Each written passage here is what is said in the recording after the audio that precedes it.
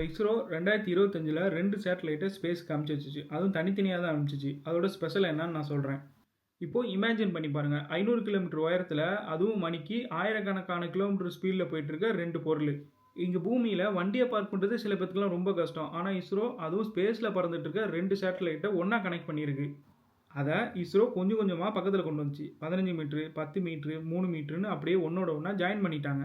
அது பேர் தான் ஸ்பேஸ் டோக்கிங்னு சொல்லுவாங்க. அதுவும் போதாதுன்னு இந்த 2 சேட்டலைட்குள்ளேயுமே பவர் டிரான்ஸ்ஃபரும் சக்ஸஸ்ஃபுல்லாக பண்ணியாச்சு. ஓகே, இப்போ இது ஏன் முக்கியமான டெக்னாலஜின்னு சொல்கிறேன்.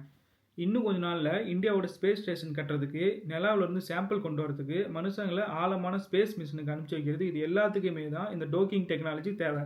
அதுவும் உலகத்திலே இந்த டெக்னாலஜியை ஸ்பேஸில் வச்சு சக்ஸஸ்ஃபுல்லாக முடித்த கண்ட்ரியில் 4வது கண்ட்ரி நம்ம கண்ட்ரி தான். இது நடந்தது பெருசாக வெளியில் யாருக்குமே தெரியவே இல்லை. அதனால தான் 2025 நடந்த ஸ்பேடெக்ஸ் மிஷின் இஸ்ரோவோட ஒரு பெரிய அச்சீவ்மெண்ட்டில் ஒன்றாவும் இருக்குது. இந்த மாதிரி எனக்கு தெரிஞ்ச இன்ட்ரெஸ்டிங்கான விஷயங்களை உங்ககிட்ட சொல்கிறதுக்காக நம்ம பேஜை ஃபாலோ பண்ணிக்கோங்க. அப்புறம் யூடியூப்ல ஏதோ ஒன்று பண்ணுவாங்களோ அதையும் சேர்த்து பண்ணிடுங்க.